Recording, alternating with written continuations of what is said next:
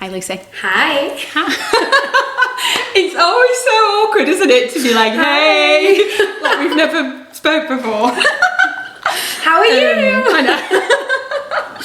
Happy New Year. I know, Happy New Year. I know, yeah. 4th of Jan. 4th of Jan. We were just talking, actually, and you said that this is your work anniversary. It is. Oh my God, yeah. No, it is. I've been a content creator full-time for 3 years today. That's amazing. 3 years today. I know, when I first started, when I quit my job, all my family were like, oh, like they were just like, they were behind it, but not behind it. They were like, you've like given up a good income, what are you going to do? And I was just like, well, I'll just get a part-time job in Tesco Express if it fails. And like, I never thought 3 years later I'd still be doing it. I feel like every year I'm always like, I always like put on my wish list, like, still be doing this by the end of the year, like, still be doing this by the end of the year. Because I'm always like pinching myself like, no, this is my job.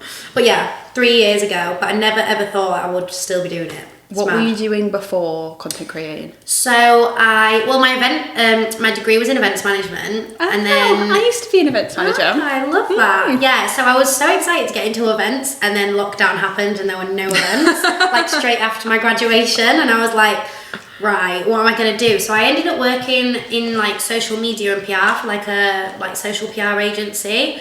And PR just wasn't for me. I loved the social media side of it, but then I also just started making TikToks for fun in lockdown, and they started getting bigger. So for 6 months, I was like getting home from work, making TikToks and working TikToks. And then after 6 months, I was like, right, we're just going to go for it. And management of a company like approached me, and then I signed with them, and I was like, well, let's just see if they get me any work. I won't quit my job yet. Yeah. And then they got me like 2 jobs within like the first week, and I was like, I'm quitting. I'm doing it full time. I'm going for it. I was like, I didn't need much convincing. I was like, I'm gone. I was like, I don't want to do PR anymore. So yeah, but that's what I was doing. And then, so let me just get my head around that. So you were doing PR, and then you were doing content creation. What were your parents like when you were like, I'm quitting my job? They were scared. They were shit scared. They were, my mum, because they just wanted me to like have that steady income. They don't want to be worried about me, like, so they were scared, and they were very much like, at the time they didn't get it. TikTok was still kind of new in 2020, wasn't it? And they knew I like would get home and make these videos, but they were like, how are you going to make money from this? Like, they just didn't get it. Were you making money at that time before you quit your job? So I'd had like a couple of things come through for like, oh, pay £50 for that or whatever for that, and I was doing it. But then when I got this management, I got like my first 2 jobs come through, and that's when I decided, okay, I'll have my notice in and quit. Because they're gonna get me some work. But my mum and dad just still didn't get it, and they were like, okay, we'll just be prepared to get another job. Like, only give it a month and see if you make any money, but don't be left without any money. And then I never looked back. They were worried about having to pay for you again. Maybe they were.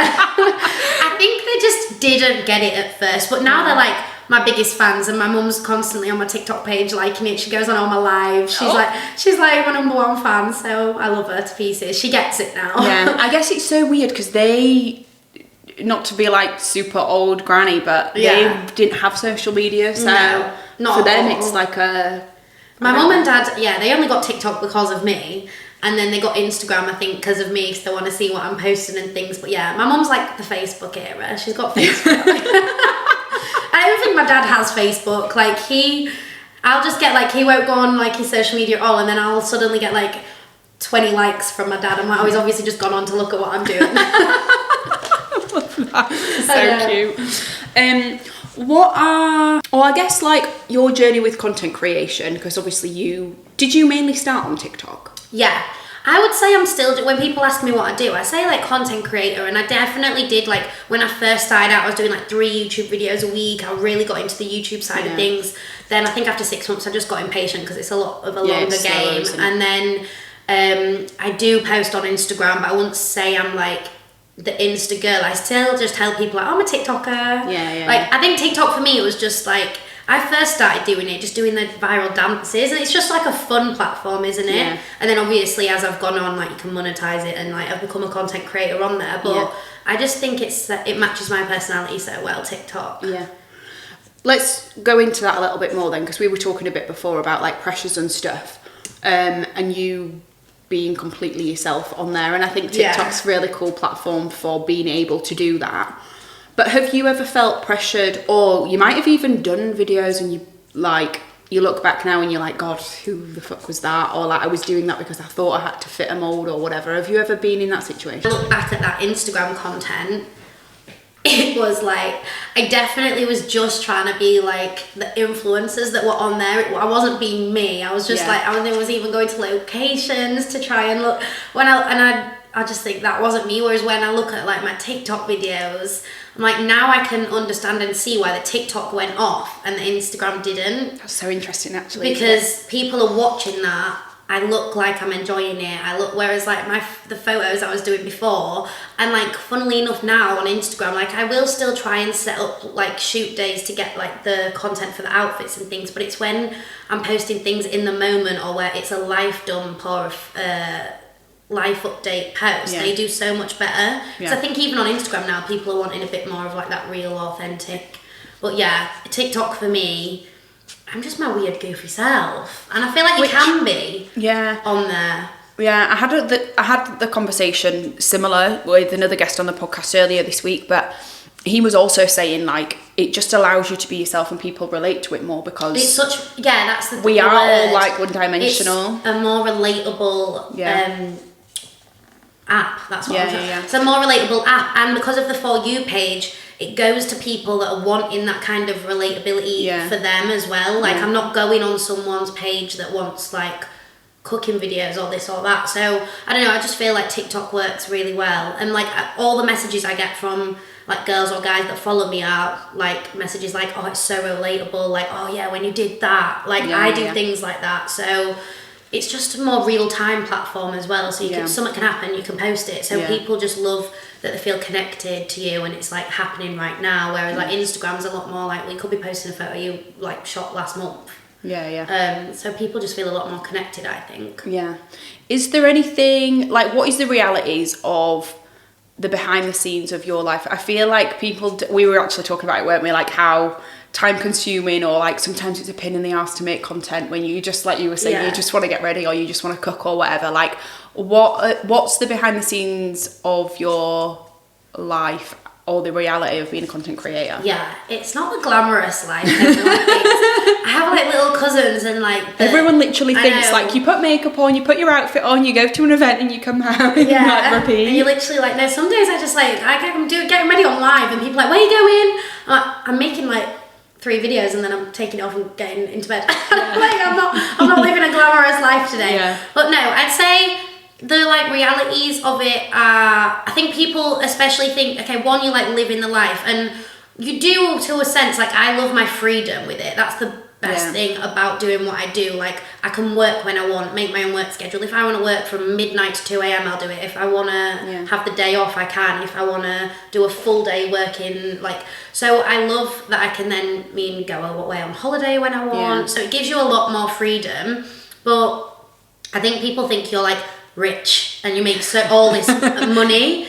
Like everyone just thinks you're like Molly May if you're doing it, but I'm like, unless you are Molly May and you've made it to that level, like you're not making that kind of money. So I always like try and say to people like, no, I'm on just like on a weight, like an average thing like you, like, so, and I think then like you get pressures, okay, well I need to make that kind of content and maybe dabble in that kind of content and people will want that, and you've got to buy all these things to make the content and get all the clothes and get all the this and like you obviously whatever brands you work with, you're getting those things for free. So it's just about, you get caught in this circle of like, well, I need the money, I need to invest in the content to attract the brands to then get the payment, but then sometimes you can like spend loads of money and not see a brand deal come through for ages, and you think, okay, now I need to like stop the spending, but then you don't attract them. So sometimes it can be a little circle, but I mean, I'm able to do it full time. You do make good money, I'm not saying you don't, but I think everyone just thinks you live this really bougie lifestyle. And you definitely don't. And I think like the biggest thing about like my behind the scenes and the reality of it is just the self-motivation. Like sometimes, like you say, like I just want to wake up and it's like, I don't even want to put makeup on today, but I think, well, let's not waste the day, let's film what I'm doing, let's film XYZ, like, and then, or you want to just get ready, but then you think, oh, well, I may as well go on live and get ready, or then I can like either sell some products or interact with my followers, or like say the cooking, and it's like, I don't even want to cook, let alone like set up a tripod and like. So it's like the self-motivation more than anything. But then when you see the rewards, that then like boosts you to do it again. So there's definitely pros and cons, but I wouldn't have it any other way. Like I do love what I do. Do you ever have days where you don't want to be on camera? Yeah, so sometimes it's happened where like I do like my weekly plan and I'm like, okay, like Thursday I'm doing like just a full content day. I'll like get loads of my fashion bits done or XYZ, and it happened to me a couple of weeks ago actually. I was in the worst mood. Like I just woke up, I was feeling really low, feeling really down. I was annoyed at something, God knows what. And then I was literally getting ready to do my makeup and I was like, what am I supposed to do? Like, how am I supposed to get on and do this? Like, hey guys, like, but I think for me, it's just like, it's not a character because I'm myself, but when I get in front of a camera, I am just like, I get turned into like TikTok Lucy and camera Lucy. It's like, not an alter ego, but I just turn into that person, which actually ended up cheering me up in the end. So I was like, fair enough. But yeah, before that, I was just like, I'm not doing it. Like, I even did my makeup and it took me then an hour to get in front of the camera. I was like, what am I supposed to say? Like, hi guys, I feel like shit. I think that people don't realise that, do they? Because although you're on camera, and I guess it is, you said maybe not an alter ego, but I guess it is an alter ego. It's like, still your job, like it's a persona. That's what I mean, just like you might wake up and you have to get to the office for 9 o'clock and you feel crap. But when you get to work, you automatically just do that, oh hi, good morning, and you get into your work routine and like, you don't realise you are putting like that character on, even though you're still being yourself. So for me, it's just, differentiating that like, well, that's work. And then when you stop filming, you can get back into bed and I don't know, watch Netflix, whatever you're doing. But I try and be as real as possible. But that's another thing with being a content creator as well. You think, well, I'm not feeling good today. Do you get on camera and say that? But then do you want to be one of those people that's like, like really negative, because I like pride myself on having a really positive page, but then you're not always positive. So it's tricky sometimes as well what you want to share to everyone and what you want to keep to yourself, but then still being real. How do you navigate? That's actually a really interesting point. I guess every person who has a persona online everyone faces it. We just don't. I think a lot of people expect you to share everything. And I feel like a lot of content creators have been badly done by when things get found out about them that they've not shared, and then everyone goes in on them, and it's like, well, I think you have a choice. I don't want to share that like specifically, because I know a few of even my friends, they have relationships and they some people share their relationships, some people don't, and I think that's just like, it's just navigating through it. I think just whatever works for you. At the end of the day, like content creation or your job is supposed to be enjoyable, so share what you enjoy and share what makes you happy. If you're sharing something that you don't like, you're then going to be not motivated to like produce the content. But it can be difficult, because sometimes I think, yes, like this would work so well, let's make content on it, and then I'll film it and I'll watch it back and think, do I want people to know that about my life? Do I want that to actually maybe like go on a little bit long? And like the dating series has kind of been navigating that a little bit of like, because I've even been caught out by some of the guys I've been dating before that haven't liked it, and so then you're like, okay, I'm not going to share anything, because people then go and like, and it's no one's fault, they're interested in you and that's what you want, but they go and try and like find them on Instagram and then they message them, and it's like, oh, you've got to keep some things private. So it is hard to navigate, but I'm just like, I like sharing my life, and I think I try and keep it as real as possible. And like sometimes if it's something I don't want to talk about, it might get mentioned, but I don't go into detail. Just so I'm like, okay, this is where I'm at, guys. But like, don't hate me for not going into detail, because I'm not ready to like share. And also, that's you've got a big audience on there. You've got like honestly, a quarter of a million. That's 750,000 people. You don't realise that, because you're just filming on your own, you post it, you get like some comments, but you don't actually think. And like recently with just like my sister's wedding and getting a boyfriend and things, like everyone's like, oh, I've been on your journey, and like I was like, I forgot like how many people know so much about my life. Even my sister, she just got married, and someone at work was like, I didn't know you were Lucy Appleton's sister. Like, I religiously follow her, and then I saw her posting about the wedding, and it was you. And I was like, I work with her. And she was like, I know everything about your sister's life. And like, just even my sister telling me that, I was like, you don't realise, like, people know. Sometimes I'll be out in town and people will come up to me and ask me a question about something I've obviously shared. And I'm like, I even forgot that happened to me. I'm like, oh yeah, that happened. And they're asking me about it. And I'm like, oh, I totally forgot about that. And I'm like, you know more about me than me. I feel like it's such a weird thing to navigate or to like know how to deal with. Yeah. I talk about this loads at the minute. Don't you feel like we're like in a capsule, or we're like the first generation to be dealing with loads of stuff like social media or being a content creator or like life or not having a husband or like having kids at 40, you know? Oh, I know. Don't. Oh. I feel like it's I feel like I'm definitely that girl in her 20s. We're all losing our minds. Yeah, I'm that girl in her 20s that's like, I'm packing it all up and I'm travelling the world and I don't want a career. And then the next day I'm like, no, I want a career and I want to be retired by this time and I want to make loads of money. And then I'm like, no, but I just want to live in like America, but I just want to do this. Then I'm like, no, I want to do this career. And I'm like, you need to make up your mind, girl. And then it's like, I want kids at this age so that I can do this. But then no, like, do I want a husband? Oh my God, my brain is just too much. Well, on the husband, let's talk about dating. Yes, dating. Or not dating, relationships. Dating and relationships. No. Because you got a I'm boyfriend. taken now. Yeah, 2023 Right, okay. was my dating year. Also, can we just shine a light on the presentation that you did? Oh, my dating rap for 2023. You know what? That was fucking genius. I was so annoyed that he hadn't asked me out before that, because I wanted to like do the whole dating rap and then at the end be like, and I've ended it with a boyfriend. And he hadn't asked me out, and I was like, when did he ask you out? On New Year's Eve? New Year's Day. Oh, okay. New Year's Day. And he was always planning to do that, but I was because I was going to do my dating raps at like the start of December, get it out early content. And I was like, no, I reckon he'll ask me by the new year, so I'm going to wait out, and this could be a great video to announce that I've got a boyfriend. And I'll be like, you know, at the end of this horrible dating year, it happened. And I literally posted it on New Year's Eve because I was like, well, he's not asked, so this has to go out before the end of the year. And I was literally like fuming about it, but no, and then he asked me the next day, and I was like, guys, I've got a boyfriend! I was like, it happened!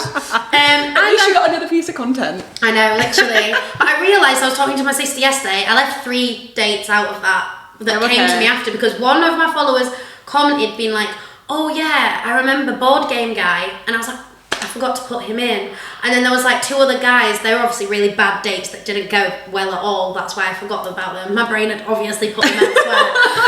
And I was like, oh, so I was like, okay, it was actually like 14 first dates, not 11 or whatever I said. But yeah, that was so funny. No, everyone was like, feedback guy, that was bad. What was that? Oh yeah, the feedback guy. Yes. I had obviously already decided So did it on a voice, did you do it on a voice note? Yeah, he voice noted me the next day. What did he say? What was your feedback? Just saying like, hi Lucy, like I just wanted to give you some feedback on yesterday's date. Well, like it was a job interview. So I was like, okay, I kind of opened it at first. Like I thought that was just so weird to say. It was the feedback thing. Like you don't need to say feedback. Just be like, oh yeah, like really great date. Probably won't see each other again. I don't need a list. No, it was like a list of feedback. What the fuck? And I was like, we're not at work. It's not an appraisal. No. Like I don't need your feedback. I don't want to see you again. You don't want to see me again. But so when I first listened to it, I was like, oh, this is great. He's on the same page as me. Like if he's giving me feedback, he should. But then at the end, it was like, so when do you want to see each other again? I was like, stop it. I was like, well, I definitely don't now after the list of feedback. He asked you out again. What a psycho. It was a weird date in general. That's so anyway. arrogant. Yeah, I was just like, it's a no from me. But yeah, last year, 2023 was like my dating year, because like I feel like 2022 I was just heartbroken, getting over it, living in Dubai, filming Weekender, like just living my life, not having a care in the world what I was doing. And then last year I was like, no, okay, like I want to date, I want to like really date a few people, like get myself out there, because I'm always like a one person dating kind of person. I've tried dating energy. It's hard. Whereas my friend, she would go on like multiple dates a week, and she's the one that told me you need to have like a dating year. You need to like, she was like, you don't even realise what you learn about yourself, what you realise you want, don't want. Yeah. She was like, obviously the perks, you get to try loads of different places. But I was love that on your I know, thing. she's so funny. So I was like doing it, and then I like would date, and then I'd go on a few dates with a guy, and then I'd be like, oh, I don't like him, but is it just me? I was like you know when you're just like, I hate that. I would always someone rather end it with me than me end it with them in the dating phase, because I just think it's so awkward to be like, yeah, so like, I don't want to date you anymore. How do you go about saying that? I just feel so awkward. I'd rather them just be like, I don't want to date you anymore, because I know I can be like, okay, cool, and get over it. Yeah. I don't know. It's just an awkward conversation to have. It's hard to navigate. I feel like, let's talk about the dating world in general, because it is weird. Again, it's a first for a generation of first. What is going on? It's the guys today. Like, the romance and chivalry is just, like, dead. And I completely get how some, like, girls... I always try and look at it both sides, because I have heard a lot of guys' opinions on it. Like, some girls now are really bougie and wanting the most, and they're wanting X, Y, and Z, and they're not really bringing anything to the table themselves. And I get why guys are like, well, why would I take you out on a date if I'm going to have to spend, like, 300 quid on this? So I get that. Like, ruins it for, like, the normal... girls and guys that just want to like really date. Also, like, if you go out and it's so pretentious, unless that is your norm and whatever, how are you going to have a good time and get to know each other? Because you can't. You're a bit stiff, aren't you? Yeah, but it's just it's wild out there. It's a wild place to be. Like, oh no, just.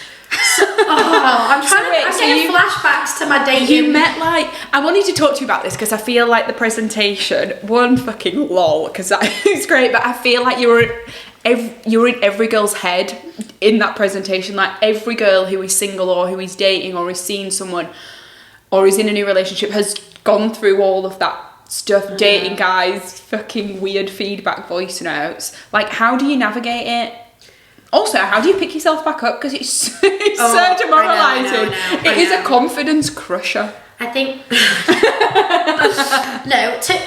how do you pick yourself back up? That's good. Because there was one guy I dated last year that I like, knew he wasn't the one, wasn't right for me, but there's like, it was a little bit of that bad boy energy of like, I want him though, like, blah, blah. Yeah. It wasn't really going anywhere. And then he didn't end, it both kind of came to an end because I like wanted more and he didn't. And I was like, like a bit deflated after that, because it was like, well, why didn't he want more? And like, was it me? But honestly, I just have learned it's not you, girls. Yes. It's not you. Yes. Like, a lot of guys are internally like going through something, or like they're not ready for a relationship. But because I asked a lot of guys I went on dates with last year, I was like, why do you guys take a girl out and you're taking her to somewhere bougie as well, you're taking her for a meal, you're getting the drinks, you're getting that, and then why are you doing it when you know you don't want a relationship? And then, because what happened with me a few times last year is I went on like multiple dates with some of these guys, and they knew they didn't want anything. And it was quite clear that they didn't want anything, but I was like enjoying their company, obviously getting taken to nice places, so why was I going to say no? But I was just like, why are you doing it? What was the response? And they were just like, something to do, so I'm not alone. Like, so, but I'm just like, but don't you realise that girl is getting, because you're taking her on these dates, they're thinking you're putting the effort in, you're doing all this, but then you're the types of guys as well that think girls are like, oh, she's coming on to me too strong. It's like, you've taken her to the Ivy, to here, to here, to here, and you've hung out with her, you've picked her up from there, but you know you want nothing to do with her. Don't you feel like it's just like emotionally unavailable? Emotionally unavailable. Or they're not like, don't have the balls scared to like open up and like be that person. And I do think a lot of guys have got an ego now. I think ego's becoming into it a lot. And I think I spoke to a few guys as well where you could tell they'd actually been hurt or screwed over by a girl. So then they have an ego and have their guard up to like drop it again. But then it's like, well, we're both not going to get anywhere if not one of us is going to be like emotionally available, and I'm kind of like waiting for you to like drop it first a little bit. So it's just navigating the whole thing, and just like trusting people's intentions and stuff is so hard to do. No, it is, but what I will say is, when you know, you know. Like, and what I learned last year is trust your gut. I think I put that in the presentation, because when I was looking back on all the first dates I'd been on, and then like ones that I'd maybe let go on a little bit longer than should have, I knew in my gut that it wasn't right, but my brain was trying to be like, well, no, because they did do this and they did do that, and they're better than the other guy you went on a date with, and like, and you're trying to convince yourself that they are good, but it's like, they might be good, they're just not for you. Like, you've just got to always trust your gut with it, because then like, obviously the guy I ended up with, like, he he doesn't even know this yet. I like after our second date, I got home like quite drunk because we were like we were drinking, and I made this TikTok and never posted it. And I was like, if we end up, you know, getting married one day, I'll post. And I literally was like, he's the one after the second date. Why? And I just made this TikTok. I think just he had absolutely no ego. Yeah. For start, so like he really and he came to the first date, and we joke about this now, like with like a list of questions. Like he really intentionally wanted to get to know me. Where did you meet him? Hinge. Oh, did you? Yeah. Let's talk about Hinge in a sec. Let's talk about Hinge in a sec. I love and hate Hinge. Yeah, same. But yeah, so we had like intention. I was like, I left the date being like, I've never felt like someone really wanted to get to know me. I mean, I'm gonna sound awful if I say I don't remember, but like very like about like what I'm looking for, like what are my values, what. Did like, he get his phone out and was like, great. So I didn't know he had a list of questions. Oh, okay, fine. But then like halfway through, he was like, I did actually like make a list of questions, and that's when he got his phone out. Yeah, okay. And then I don't know, because we were maybe getting on so well, he didn't have an ego, and the conversation was so well. Maybe if it wasn't going well, I'd have been like, ick. Yeah. But I like it. Something in my head was like, he's really come here like with the intent. Like it made me think, okay, he's not like a fuckboy that's just like doing this because he's like got time to waste. Like he's intentionally wanting to get to know me. Yeah. And then he asked me out on the second date, that first date, because that was like I actually asked him out on that first date. Did you? Because. Like, we'll get on Hinge, but like, how many people do you match with you don't even talk to? Yes. A conversation never starts, or if it does start, it's like not a good conversation. Yeah, I was like, hi. How are you? No, not even when they just go hi. Yeah, weird. What am I replying to hi? Don't you think we'll talk about Hinge in a sec. Let's carry on. Yeah, so then when he popped up on Hinge, the conversation was just going so well, and it went on for like a few days. And I was doing nothing the next night, and I just said, should we just grab a coffee after work and go for a walk? Yeah. Because we were just like, talk like paragraphs, and I was like, this doesn't normally happen. I need to like lock this in maybe and just like meet in person. Because I was just like, we were just getting on. And then he was like, so I was like, oh shit, I kind of asked you out. But then he went, and I was like, it was raining, so we just went for a couple of drinks and like got to know each other. And then on the end of that date, before we even left, he was like, what are you doing Saturday? I want to take you out. Nice. And then we had like a full-on like proper like, I think we went to Roxy Ballroom. Nice. And did fun. Like games, meal, drinks, and then I got home, and he didn't even like try to like go upstairs with me or like, do you know what I mean? And I was just like, well, that's so nice. Again, it's just like you're not just looking for that. Do you know what I mean? And so, also then it doesn't put you in a weird situation where you're like, should I not? Like, so I was like, oh no, this one could be the one. I was like, when you know, you know. Yeah. So it was mad. I actually liked him on Hinge. We have that discussion. Because I was like, what do you, I have some friends where they're like, I wouldn't like anyone, I just go on my likes. Whereas I'm like, I don't mind liking people on a dating app. Yeah. Surely you have to though, otherwise what's going on? Otherwise, what if no one likes you? Yeah. And you just... And also, if you like people, surely that pushes your profile to theirs. It must do. The only thing I don't do is the rose thing. Oh no. I feel like that's absolutely no. I think even when a guy roses me, I'm like, no. It's just like, like... Stop trying so hard. It's a bit...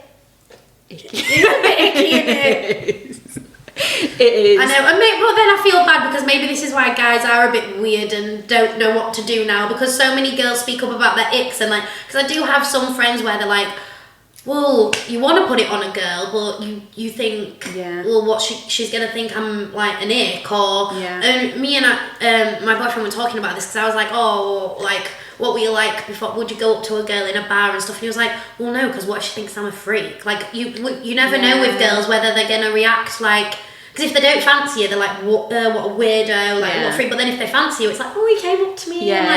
So I think a lot of guys don't know with girls what the right and wrong thing to do is. No, they don't. It's just, I just find it so dating in general. It's dating hard. in general. But I think that like timing as well, because me and my boyfriend were saying like, if we'd have met earlier on in the year, we don't think it would have worked out. I think we were both mentally in a place. Do you know, I was just going to say, like, when we had that pause a second ago, I was like, it's all about your mindset. Like, if you feel confident, confidence is a massive thing in dating, I think. And two, if you know what you want, but then Yeah, if you get your mindset right and your intentions are right. Earlier on in the year, I don't think I was as emotionally available as I thought I was. Because when guys started opening up to me when they liked me, I was like, whoa. You run, don't you? Yeah, I ran every time. And with the, like, I keep going with the boy I'm seeing, but he's not my boyfriend. With my friends on Monday were like, because I kept saying the boy I'm seeing, they were like, he's your boyfriend now.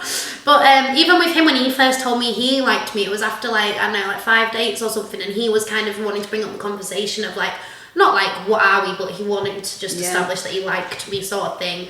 I like rang my sister and was like, this is when I run away, and I was like, I don't know what to do. And I was like, no, I'm not going to run away from this one. Like, but yeah, it is just being like there. I always say as well, like, you've got to be like content, and not even like happy, just content with who you are and where you're at before you can get with someone. Because if you're in a really weird place, trying to get with, you're either going to put some of that insecurity onto them, or you're going to put some of like your negative energy into that, or you've got. And when I met my boyfriend now, like I'd just been on like my last bad date in September or whatever it was, and I was like, I'm actually done. I was like, October's my birthday month, I'm focusing on getting fit, and my birthday I booked Boston, so I was like, the month's sorted, I don't need Hinge. I was actually going to delete it completely. I was so done, and I was like, I'm actually just really happy being on my own. I think as well, like earlier on in the year, I obviously wasn't happy with being on my own. I was always on Hinge, or always like thinking, I need to be on a date. And then it was only because I was home for the weekend. It was the first weekend of October I was home, and I was sat with my mum and dad. They were watching like MasterChef or something. It was Saturday night, and I was like, what am I doing with my life? So I was like, oh, let me just have a look on Hinge because I'm bored. And that's when we matched. But I was literally going to get rid of it. So it wasn't even intentional. I feel like that always happens. Pretty much all of my friends who are in relationships from Hinge are like so over it, and then they switch off, work on themselves for a bit, go back on it, and then ta-da! Yeah.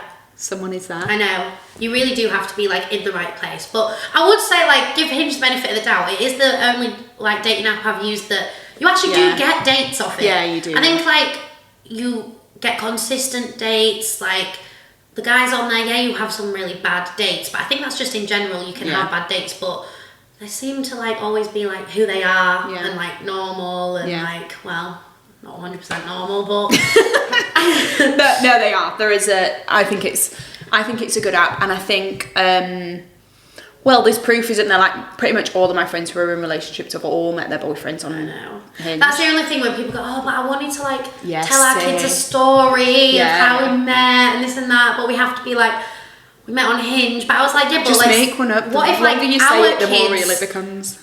People only meet through online, and it might just be the norm, or it might go even like backwards. I don't know, and like people meet in person. But I think it's just hard to meet. It's not like the slower pace of life that it used to be. And like even the technology where you can date someone in another country and FaceTime them all the time, or like people I think just met in like their towns where they grew up because you saw them all the time, and like that's why I think it just seems so much simpler. But we're so busy, like even for work you could be there one day, like through technology it's just easier to meet someone. And no one dares go up to someone in like a coffee shop now. I have so many friends like, oh, I just want to be in like a coffee, you know, in like the movies, I just want to be in like a coffee shop, and someone is like, can I sit there, or like, and it's like, but if a guy genuinely did that to you, you'd probably think, what are you doing? But in reality, this happens, well, to me, but it will happen to everyone. Like, you sit and you look at each other and you do that weird eye contact, and then you're too scared to do anything, and then you leave.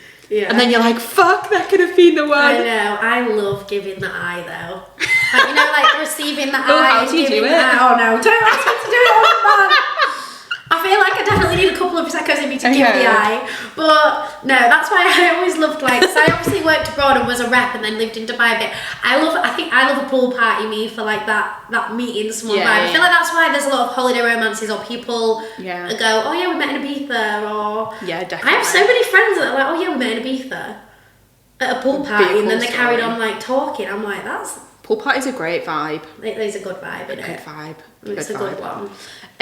You said you were more emotionally unavailable than you maybe thought you were at the beginning of this year. How have you become more emotionally unavailable? Just to get a bit deep. Yeah, I think part of me still I think I was fully over my ex, but I think some part of my like subconscious brain wasn't. And I think that part of it was more scared to let someone in again. I think I don't think it was that I wasn't ready to meet someone new. I was so ready to meet someone new. I was so over my ex, but I think it was like when it did get to that point of like getting deeper, I was like, oh, I need to protect myself. There's a million walls. Maybe I'm actually like can be emotionally available to you because I'm too scared to do it. And then my brain would always run back to like how I felt at the end of the relationship with my ex, and I was like, I can't be that heartbroken again. So actually, maybe I'm just like gonna shut down because I'm not emotionally available for that like pain.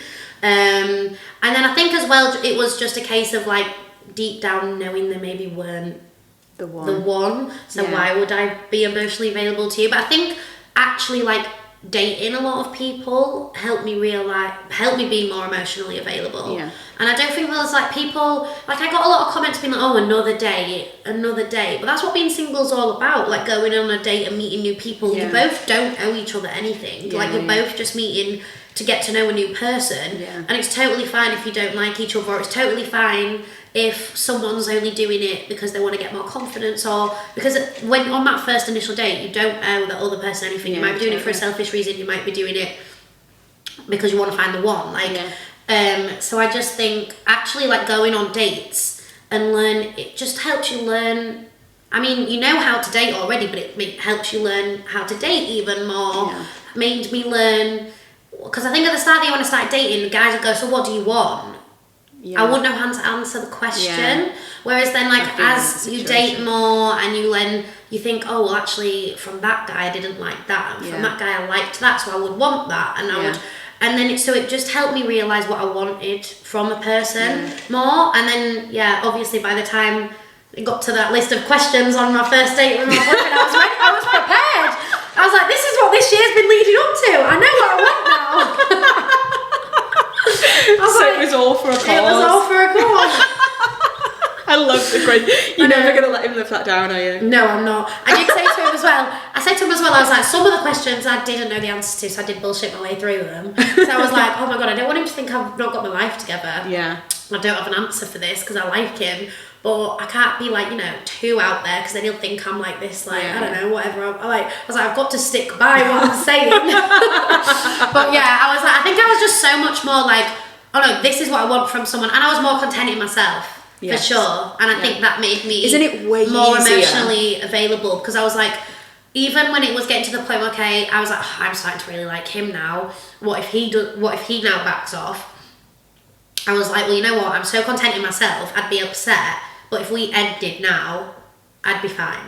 And I think it's just knowing that. Well, because sometimes if you're not content within yourself and you really latch on to someone and you really like them, and then they're like, you think it's going really well and then they end it with you and then you're really sad, it's like, well, actually, no, maybe if I was like content in myself first, I wouldn't be this sad, because I was like relying on them too much for my happiness, or so I think the content bit was probably like that, and just learning from different dates. I think that's so important, isn't it? I was going to say, like, let's talk about advice for people who are single or like struggling to date or feel so overwhelmed, because I've totally been there. A lot of girls on my TikTok are asking all that, and they're like, how do you have the confidence to go on these dates? What do you talk about? I do think I'm naturally a confident person, which I always say I'm privileged to be. I completely get that it is a nerve-wracking thing. I'm just more an in-person person, so for me the texting thing I'm not very good at, and I'll always text my friends like, what do I say to this? How do I sound flirty on text? Like, I can't deal with that aspect, whereas I'm like, let's meet in person, you know what you're getting, and I'm just like a naturally chatty person. So, but a lot of people do ask me, and I always say, try and find some common ground within the first like 5 minutes, and then hold on to that for 20 minutes. Like you could, because I have a friend that's like, oh, I'm not as confident as you, what do I do? And I said that to her, and she went on a date and was like, oh yeah, within like the first 5 minutes we found out, even if it's like you're both like an artist, or you're both from there, like go, because then you're losing that what do I say next, like just go with the flow of like, oh, if you have that in common, talk about it, and then from that you'll probably then start another conversation about something. So I was like, I think you stress yourself out more when you go into it like, what do I ask? Like, how do I start that conversation? How do I? And I always say as well, like, they are the guy, like, let them lead it a little bit. And they like, want to lead, don't they? Yeah, you don't have to go in there with like a gazillion questions and like, what do I do next? What do I do next? Like, but it is nerve-wracking. Like, I was telling stories on TikTok, like, oh yeah, and pick me up in the car, and I didn't know whether to like bob down, like, is that it? Like, or is it you? Or like, I went to the wrong car. I went to the wrong car with my boyfriend now. He was like picking me up, and he picked me up in his car once before, but I don't know what car he drove. I wasn't looking at the car. I wasn't like, so he was like, I'm downstairs. I went to this guy's car, because I was like, I'm not going to do the bob down thing. I'm just going to confidently go and get in the car. Like, it was the wrong car. So then, when I thought that, I turned round, and then I was like, well, I'm going to definitely bob down now, but now it is going to be his. He's going to get freaked out by the bob down thing. And so you do panic and overthink in your head, but again, like, if a guy's going to always make you feel comfortable if they're getting on with you and they're like leading the conversation. Like, if you're sat on a date and a guy's hardly talking and it does feel uncomfortable, don't give them a second date. Like, a guy should be making you feel like at ease. And I always suggest drinks for a first date. Just a little bit of liquid courage. I always say that to people. They're like, just suggest that you want to go for drinks for a first date. Or an activity first date is always one, because then you always can be talking about the activity. Like, if you're a really nervous person, just go with the flow. Yeah, I totally agree with that. And I think the activities, the bob down thing is hilarious, because you've got to, where like you would pick me up from my flat, you've got to like walk to the car, so like to the windscreen, and you're like, fuck, is this like a catwalk?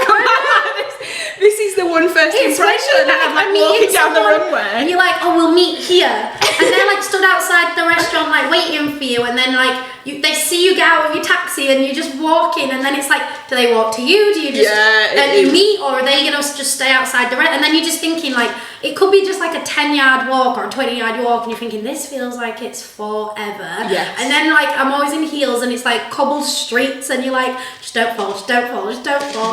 There's a lot, isn't there? I know. Like, you're always gonna get that like nervousness before a first date. I think that's part of the excitement. Yeah, I agree. I just really think it's part of the excitement. I think getting ready on my lives for dates helped me. Because I was getting ready with people. It like took my mind away a lot of the time from overthinking the date while I was getting ready. So yeah, that's why I always loved getting ready for dates on my live with people. It's a good outlet, actually, isn't it? Yeah, because everyone was just relating and like, oh yeah, like when I went on my first date like this. So we all go through the same stuff. Yeah.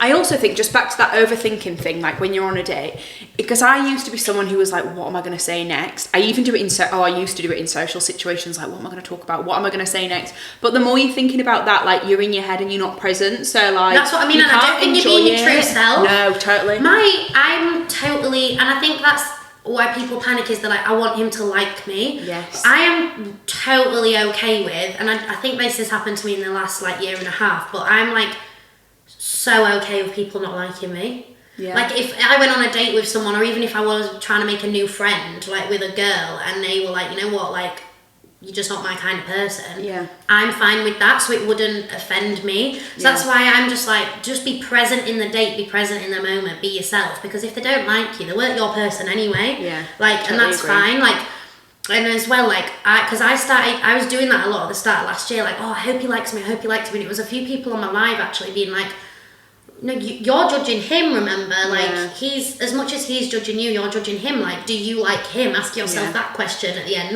Don't leave being like, oh, I hope he liked me. Leave being like, did I like him? Because it's like an interview both ways. Type thing. I feel like that's the difference between men and women. Like, we go like thinking, are they gonna like me? And they probably come thinking, am I gonna like her? Do you know, like, and it's like when we panic over the little details about like our nails or the lashes or this or that, and then I was talking to my boyfriend, he was like, I honestly didn't like, I was like, I thought you looked nice, but I was like, I wasn't looking at all these little details, and I was like, I was like stressing before I went, and like, but that's another thing as well, because our like first date was like just get something really casual. I was actually filming that day, and then I looked at the time, I was like, I've got to go. So I didn't even think about my outfit. I just went, and then when I got there, I was like, I'm really sorry I'm wearing this. Like, you know, and he was like, you look fine. Like, and I was like, all those times I've really like been stressed about it. You don't even need to be that stressed. There's so much pressure on it, isn't there? It's crazy, really.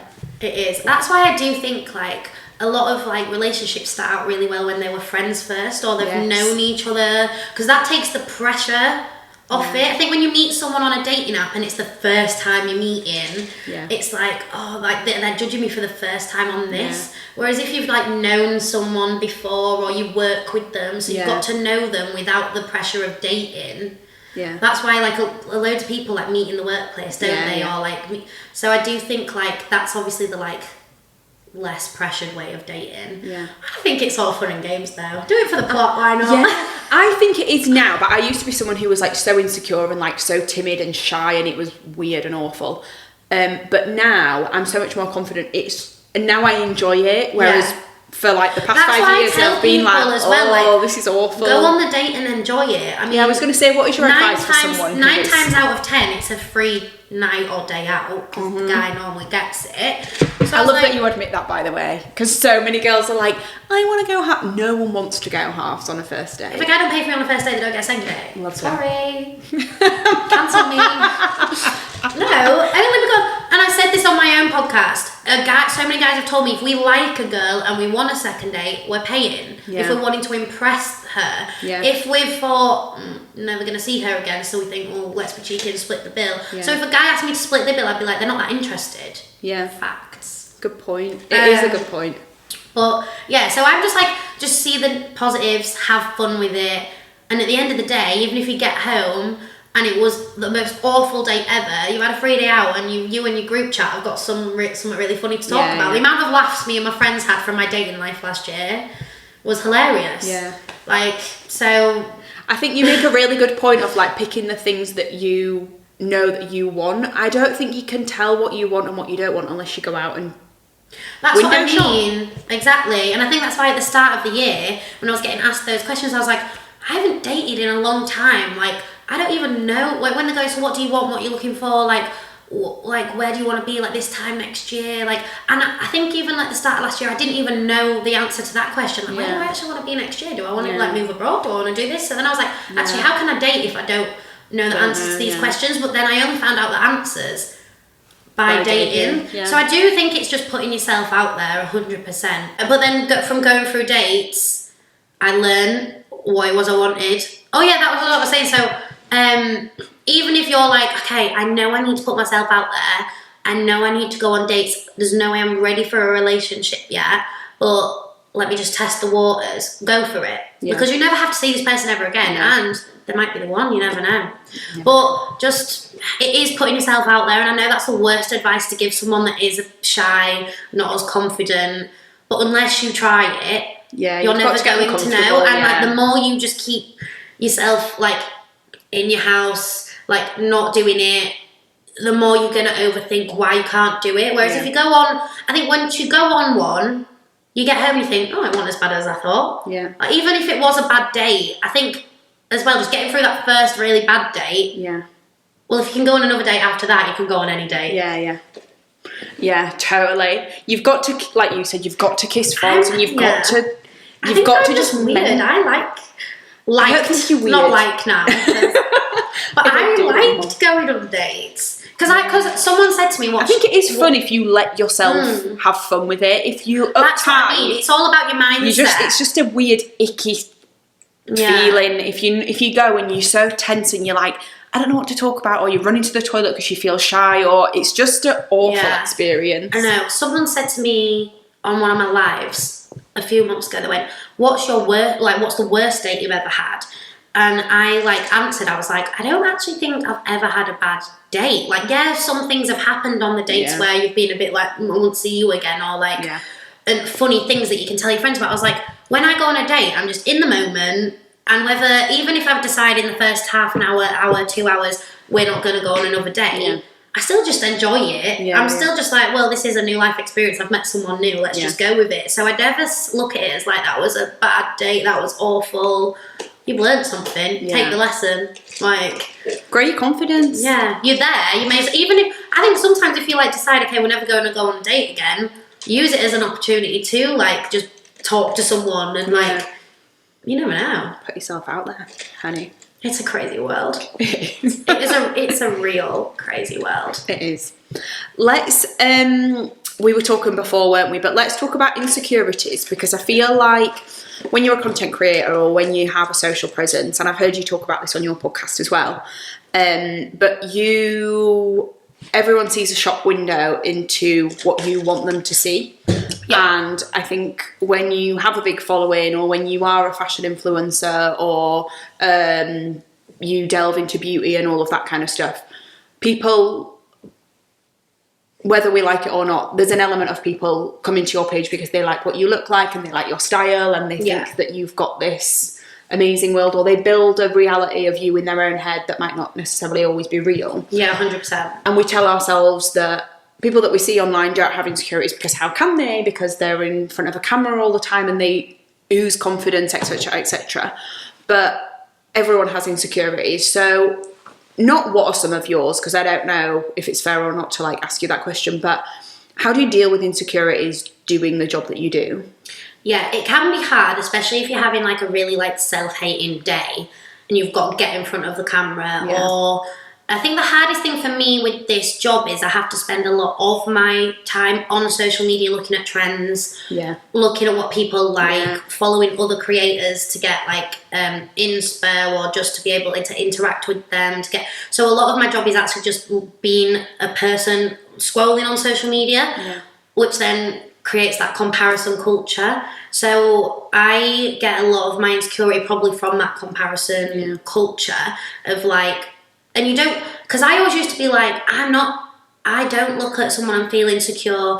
And it's not that I look at that person and I'm like, oh my God, they're skinnier than me, or they've got this and I haven't. It's a build up of like, we've just seen 10 of those people. Yeah. And then that subconsciously is like, you're then like looking in the mirror thinking, wait, hang on a minute, like I don't look like those 10 people on that Instagram feed or whatever. And a big insecurity of mine is like the staying a full-time content creator, getting the brand deal, being able to make money off it. And so a big thing for my insecurity is seeing other creators, well, they've got that job, that brand's working with them, why are they not working with me? So with this job, it's not necessarily, like obviously everyone has their like insecurities to do with their looks, but I'm on, like with this job, if you had a bad day at work, it'd be your manager had a go at you for X, Y, Z. It's not actually to do with you personally.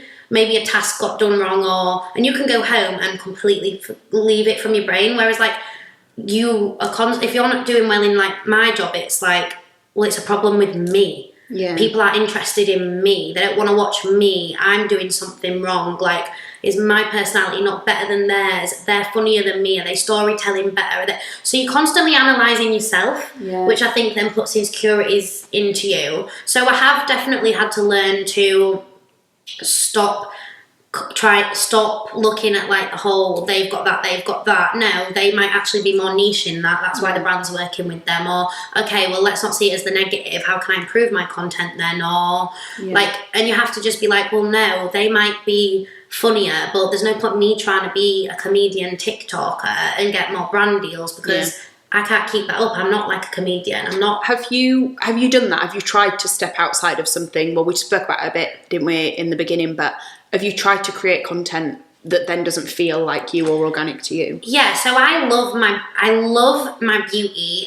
But I am not like your polished makeup girl. You wouldn't come to my page for the most polished makeup tutorial. You'd come to my page for like a chatty get ready with me. It's not necessarily about the makeup. You might be looking at the products I'm using and liking what I'm using. I do more beauty things through that way, but I'm doing it from like the big sister girly chat way. Whereas like I remember in the beginning they were like, there's loads of money in beauty, like loads of paid ads through beauty, more than fashion. Try and get a bit more into like doing tutorials with the beauty and things, and like I was just creating it. I was like, I'm not even enjoying doing this because I'm gonna be like, this is the final result and it's gonna hit. Like I'm no Michaela, I'm no like I can't be like make this face look like this because I don't know what I'm doing with my eyeshadow. So I mean, I think your makeup looks great. Thanks, but you know when it's just like so that for sure I definitely tried out, and I was like, if I'm gonna do beauty, I'm gonna do it in my own way from the avenue I've always looked at beauty. I'm not gonna try and be like, buy this product because do it like this. Like, so I think it's just like you can definitely, as a content creator, get into every niche if you want to, but it's learning how to do it in your own way. And I think definitely in the first year of doing it full time, I had to learn, because you just see a content creator that was working really well in it, so you just try and start doing what they were doing. Yeah. But that's their way of doing it. So you have to be like, okay, well, how can I talk about this, or how can I do it in a way that's like matching my content? Yeah. So you do get insecure sometimes with that, but you just have to try and separate it as it's not you, it's your job. Yeah. And I think that once I got over that, it was then like plain sailing, a lot easier. But yeah, it's the comparing yourself to like other creators. Why is that not working with me? And like that's what you get really insecure about, I think. But like I say, like you just have to see it as like, when I'm done for the day, I'm done. Like, job's done. Yeah. It's hard, isn't it? And I guess it can feel like a bit of a rat race, because trends are coming up all the time, and then there's always going to be a new creator. And I think that happens like in any workplace. There's always like comparison, but you're so exposed to one, you yourself are exposed to opinions and to views and whatever, but then you're exposed to so many other creators that are trying to do what you're doing. Yeah, and it's like there is only becoming more and more and more, so you've got to like keep up with it, or you're going to get lost and you'll be like a has-been like creator. There's like no one watches anymore. Or, so yeah, it's just got like, even over Christmas I was like, or when you go on holiday, it's like, oh no, I still have to vlog it, I still have to like be on social media, I can't just like come off, because then you're scared that you so you always how do you deal with that? I've never actually thought about that. Like, yeah, you feel like you can't take a day off for sure, and sometimes you're like, no, I'm taking the day off, and there might be a bit of pre-recorded content. Like sometimes if I'm like, okay, I really would like a couple of days off, I'll like make sure there's some pre-recorded content, or I'm like, okay, I'll just do the bare minimum content today, and I won't like really put 100% effort in because I need a bit of time off. But yeah, like there's not like, holidays are an opportunity for content, and like Christmas was an opportunity for content. So, but then I can take a Monday, Tuesday off if I want. So there's like pros and cons to it. Yeah. I guess like leading into that, then I've heard you talk on TikTok about like being a Gen Z millennial. Yeah. Just talk a bit about that and like how you feel about it. Because I have opinions on this. Like, I feel like I'm a really old-headed millennial. Like, what year were you born? 91. Oh, 91. I'm 32. But so my sister was 92. Yeah. And I feel like she's definitely more like millennial. But yeah, I'm 97. And I think, well, some articles say 97 is the last year of millennials. Some say it's the first year of Gen Z. But do you feel like you were a big mix of both? I feel like I'm a big mix, because I have an older brother who was 87 and an older sister who was 92. Yeah, okay. So a lot of growing up was with their influences, listening to like their type of music, playing games they played, through the hand-me-downs, or just through like talking to them a lot. And I still feel like I grew up, like I didn't have a phone. Yeah. Didn't have tablets, I was playing in the garden with my sister. Like me and my sister grew up like really close in age, so like my little sister. So we were always playing in the garden. We didn't get a phone till like year 7, and that was just to text my mum like, got to school, home from school. It was still like the time where you could only have like 3 songs and you were Bluetoothing them on your break to each other, and you had to choose which song to get rid of if you wanted a new song. A new one. Still had to like buy songs on iTunes. You couldn't just have Spotify, or so I still went through all of that. So it's not like I was one of the Gen Zs where you've got the phone from. But I found a TikTok the other day, and they've actually made this a thing now. Okay. Zillennials. Oh. People born from 1997 to 2005. Okay. They're like have millennial and Gen Z qualities, so they like kind of fit into both. But then I would say, especially like as I've got older, I do feel like more Gen Z. Yeah. Mindset. I feel like Gen Z. Yeah. For what I do, I think I'm definitely more of a wide leg jean than the skinny jean. Yes. That skinny jean. The skinny jean, I can't do it. But then growing up, skinny jeans were a thing. Yeah, but what shoes do you wear? I know. It would be an ick. Like, I'm really sorry, but if I do wear skinny jeans, it has to be with like knee-high boots, like also. Yeah. But then even that, is that mumsy? Is it? Because you get to the point now where like the millennials and older millennials are like mums, and they're doing that. So then you're like, ooh. So yeah, like the whole footwear thing. Yeah. But no. I would definitely say like my mindset is a little bit more Gen Z, and I do relate more now, but I think growing up I definitely related more That's Millennial. interesting. I guess like you're a product of your environment as well. Like you live in the city now, and obviously what you do every day is online and like trends and all of that stuff. Yeah, So I think it when makes I first started in the workplace though, my mindset was, especially with having my older sister, and was definitely like more Millennial. Like you just do what, like you don't really ask questions and you do what you're told, and you work, like if you have to work late, it's not, you don't question it. You're just working late and like getting that anxiety about like a work call and this and that. Whereas I do have like friends. Gen Zs are just from experience at work, they are ruthless. Yeah, ruthless. They ain't staying there a minute. No, they're not staying a minute. Like I remember feeling bad that I wanted to leave on time at my old job. I was like, oh my god, no, like, and I wouldn't say it, but I'd be like trying to get out the door. But whereas like now, like some of my friends that are like, so they're a little bit younger than me, so they're like definitely like Gen Z.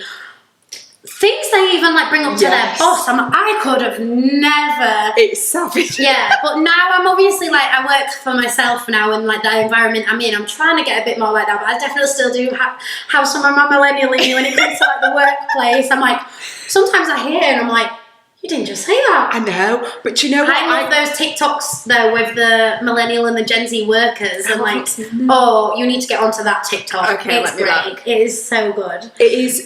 They are proper sassy though, aren't they? Yeah. At first, I respect it though. Yes, I know. Because I'm like, why am I not doing this? They're actually not even being like argumentative. It's just, well, you pay me to work 9 to 5. Yeah.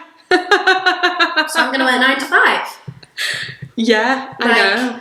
And the one thing though, I do think this is one thing I will never be able to do. I think that's just instilled within like me as a person, like pulling the sickie thing.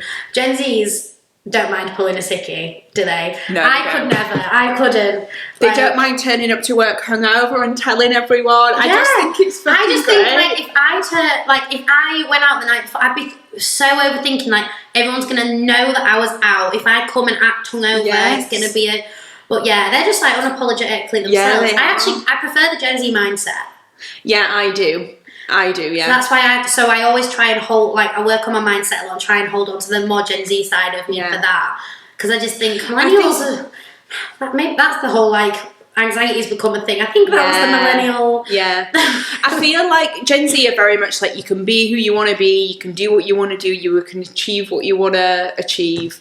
There's also a side that's like really shallow and like... Oh, well, yeah, that's the side I'm really glad I don't have. Yeah. Like sometimes when I hear people, and like I think they've grown up with the Instagram life. A lot of my like younger friends, like they go somewhere for Instagram, and they're going there because like influencers go there, and they're going there to get the shot, and they're going there to. And I'm like, oh, I'm glad I do live in the moment more, and I'm not going there. Yeah, okay, I might want to go to Sexy Fish in Town for the like, but I'm not going for the photo. Yeah. If like they do live.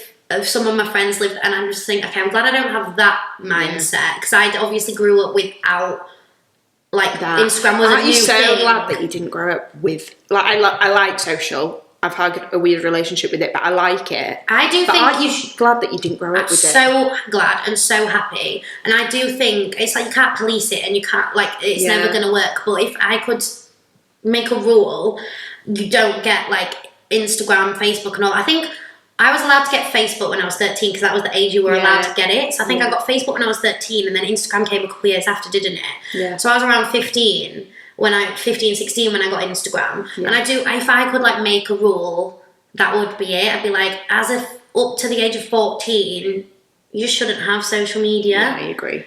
I mean, 14-year-olds now, how they can do their makeup though. And we had the Maybelline Matte Mousse and all that. Yeah. Like, I think, wow. I literally used to squeeze it onto my hand and like a face wash. I know. And now... Yeah, I know. I'm so scared but excited for the teenage like generation to be... Because I think they're going to achieve so much, and there's going to be no limit to what they can do. Yeah. And I feel like so many people are going to work digitally and they're going to go and be able to live in Bali and travel because they're going to be like digital nomads, and it's going to be great. But I'm also like low-key scared for like maybe like the ignorance or the like the lack of social skills I don't know. But I think I'm excited for it to play out. I just don't want to get lost. I think that's what my video on TikTok was about. Because it was about, I didn't know the word Riz. And I was like, am I getting old? I was like, I don't know the word Riz. And then I was like, I'm going to get lost. I was like, I don't want to become my mum and dad where you get lost and you don't know the... So I was like, I would spend that day like, I was like, Gen Z words. I was like, I don't want to get... I do not want... And I was like, taking the L, like, my boyfriend, he like said one day, he was like, when we were dating, he was like, oh, I'll just take the L. And I was like, what's take the L? He was like, take the loss, take the win, take the loss, like, take the L, take the W. Like, do it for the plot. It's giving. I was like, okay, no, I need to... I'm up to date with the slang now. But then also, if you get to like, I'm 32 now, and some of the kids, some of the younger people at work, they say stuff, and I'm like, I cannot. Even like my clothes, like it's taken me a minute to realise or to learn how to dress as a 30-year-old woman. And not be like, there's some stuff I can't wear. I'm 26, just 26 in last October, so 27 this year. And I'm like, I still feel very like Gen Z in my fashion and this and that. But then when I get to, well then I suppose if we're, like everyone my age is still going to, but yeah, the whole how to dress thing is going to really start stressing me out. It's something that nobody ever tells you about. You know, like my mum's never said to me, like, it's never been a conversation. I go out in like some see-through meshy thing now. And I'm like, can I still be doing this when I'm 30? Like, because I always say to my friends, I will be that 30-year-old that's just still out. Yeah. And I'm like, will I know? Or will I eventually grow up? You can. At what point do you do it? I don't know. I think you just have to... I went through, like, the past couple of years. It's only, like, the past 6 months I've really got my style back. But I was just dressing, like, boring. Because I was like, I don't know what to wear other than oversized... like leathers. Even and a with t-shirt. the Molly May thing since she's had Bambi, I feel like half of the followers have been like, love this whole new like mumsy vibe like that you've got, but then some followers have been like, she's lost her fashion since she's become a mum.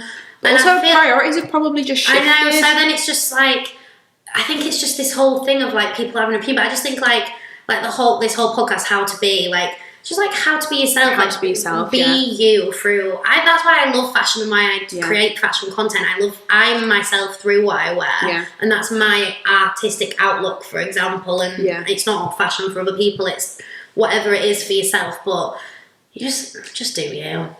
Someone's always going to have an opinion on how you look, how you act, how you. 100%. And that's why, like we were just talking about Gen Z, why I love like they're kind of unapologetically themselves. They might have insecurities a lot more through social media and other things, but they will say what they want to say, and they will just be like, well, this is how I want to dress, deal with it. Yeah. So I just think, be yourself, do you know what I mean? Yeah.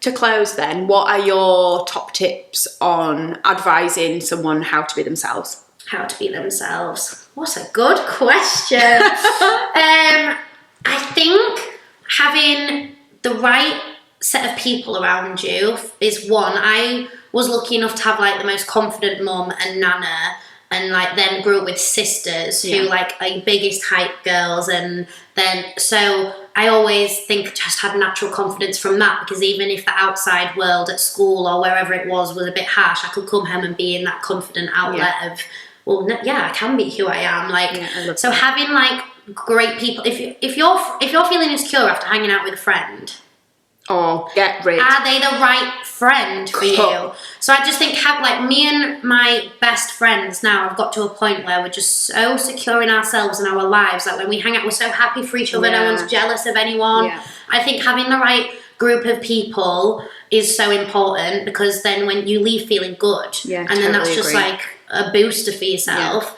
I think again, like with the social media things around, if you want to follow these amazing pretty girls or guys or whoever it is, that's totally fine. But also having accounts or just expectations, or even giving yourself screen time, if you look at it too long, you're going to get, like, setting boundaries of like, okay, like I'm going to look at that, but I'm also going to look at that. Like, I love doing dancing, so I'm going to make sure there's loads of dancing things I'm following, because that's going to make me feel good and motivate me to do that and be myself. So I think it's just like knowing who you are and your boundaries of like, okay, too much of that is going to make me feel like this, so putting a stop to it. And I mean, it's difficult, but my biggest advice, which is the cringiest advice, and it's the thing I say on my TikTok all the time, and I'm like, Millennial, YOLO, but like, you only live once. Like, you only live once. 100%. And I think every time I'm gonna like maybe not do something, or I'm second guessing something, I always just think like, in 5 years' time, or even like on my deathbed, am I going to be thinking about this? Like, you literally will live once. So like, oh, should I just, if you're someone, do I just pack up and move here? Like, but should I be getting the mortgage and should I be doing this? Like, my best friend, she's 30 this year, and she packed up and moved to Australia last year, and she was umming and ahhing for 3 years, and now she looks back and is like, why didn't I just do this sooner? Yeah. She's like, why was I worrying about meeting someone and settling down in X, Y, Z? Because my life plan is my life plan. Yeah. Like, I only live once, and like, that's my biggest advice. Like, just tell yourself, you only live once. Like, okay, that friend might judge what I'm doing right now, but I'm even going to be friends with them when I'm like 90, and I look back and think I did what I did for me. And I think that just helps you be yourself a lot more if you have that mindset. That's such a fear. I have such a thing of like, God, what if I get to 70 and I wish why I'd didn't done I do that? And that's what that motivates me to do things. I always ask my mum, actually, like, if you were my age, what would you be doing different? Or like, what would you just be doing? What do you wish you were like? What do you like wish that you would have done that you didn't? And it's like, it is interesting listening to older people, because me and my mum and things talk about that. So yeah, I mean, even talk to your elders, guys. Talk to your elders. If my mum knew I called her an elder, she ain't gonna be talking to you. She ain't gonna be too happy about that. But yeah, you only live once. Life's short. Life is short. Do it. Yeah. That's my advice. Do it. Do it. Go on the date. Go on the date. Go on Hinge, go on the date. But thank you so much. This has been so fun.